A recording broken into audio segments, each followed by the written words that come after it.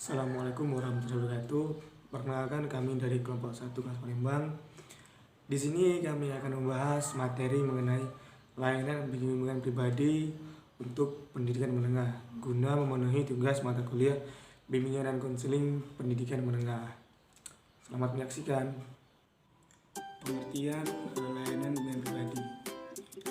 Bimbingan pribadi adalah layanan yang membantu peserta didik dalam memahami, menilai, dan mengembangkan potensi dan kecakapan, minat dan bakat, serta kondisi dengan karakteristik pribadi dan kebutuhan dirinya secara realistik. Layanan bimbingan pribadi sangat penting dalam memperhatikan aspek-aspek perkembangan siswa. Selain itu, bimbingan pribadi menjadikan siswa sebagai pribadi yang mantap dan seimbang untuk dapat menyesuaikan berbagai macam persoalan hidup dengan memperhatikan segala keunikan, karakteristik pribadi serta beragam permasalahan yang dihadapi. Baiklah, selanjutnya pengertian SKKPD dan juga aspek-aspek perkembangan siswa pendidikan menengah. Nah, SKKPD sendiri adalah standar kompetensi kemandirian peserta didik atau dan ada juga aspek-aspek perkembangan siswa pendidikan menengah. Yang pertama itu adalah landasan hidup religius, yang kedua ada landasan perilaku etis, yang ketiga ada singkat SKKPD adalah standar kompetensi yang harus dicapai oleh peserta didik mulai tingkat dasar atau SD sampai dengan perguruan tinggi. Sosial, yang keempat kemantapan intelektual, yang kelima kesadaran tanggung jawab sosial, yang keenam kesadaran gender, yang ketujuh perkembangan diri, yang kedelapan perilaku kewirausahaan, yang kesembilan ada wawasan dan kesiapan karir, yang ke-10 ada kematangan hubungan dengan teman sebaya, dan yang terakhir itu ada kesiapan diri untuk menikah dan bekerja. Baiklah, saya akan melanjutkan materi berikutnya. Dalam bidang bimbingan pribadi, pelayanan bimbingan konseling membantu peserta didik menemukan dan mengembangkan pribadi yang beriman dan bertakwa kepada Tuhan Yang Maha Esa, mantap dan mandiri serta sehat jasmani dan rohani. Bidang bimbingan pribadi ini dapat dirinci sebagai berikut. 1.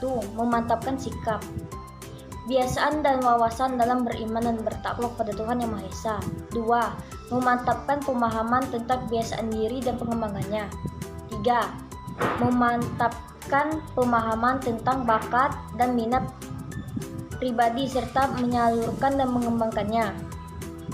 4.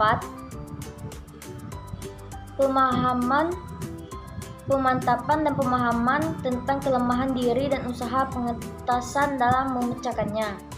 Menurut Amir Nudin 1994, tujuan jangka panjang dari program ini adalah agar peserta didik di sekolah mencapai perkembangan yang optimal, yaitu perkembangan yang setinggi-tingginya sesuai dengan potensi-potensi yang dimilikinya. Dalam proses belajar, motivasi sangat diperlukan, sebab seseorang yang tidak mempunyai motivasi dalam belajar tidak akan mungkin melakukan aktivitas belajar. Guru bimbingan dan konseling harus berperan sebagai kawan kepada peserta didik. Baiklah, saya akan menambahkan sedikit. Untuk memantapkan kepribadian agar dapat berkembang dengan tugas-tugas perkembangannya dan dapat mengembangkan kemampuan individu tersebut serta dapat melakukan penyesuaian diri dengan norma yang ada di sekelilingnya. Assalamualaikum warahmatullahi wabarakatuh. Saya Putri Amalia akan membacakan materi selanjutnya.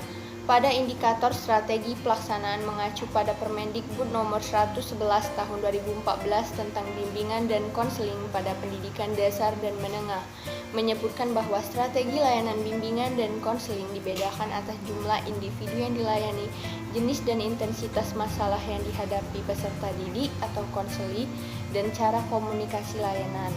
Strategi layanan bimbingan dan konseling berdasarkan jumlah individu yang dilayani dilaksanakan melalui layanan individual, layanan kelompok, layanan klasikal atau layanan kelas besar atau lintas kelas. Strategi layanan bimbingan dan konseling berdasarkan jenis dan intensitas masalah yang dihadapi peserta didik atau konseling dilaksanakan melalui bimbingan klasikal, bimbingan kelompok, bimbingan individual, konseling kelompok atau advokasi.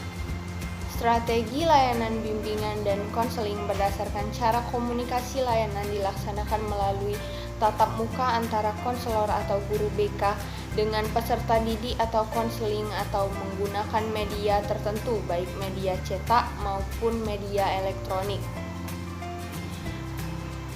Pelaksanaan layanan bimbingan dan konseling pribadi di sekolah menengah didukung dengan faktor-faktor pendukung seperti pelaksanaan yang berkompeten, materi yang berdasarkan need assessment, metode serta media yang bervariasi, strategi yang sesuai dengan kebutuhan peserta didik, dan dilakukan secara terjadwal, ruang lingkup sesuai dengan bidang pribadi serta sarana dan prasarana yang memadai yang disediakan oleh pihak sekolah.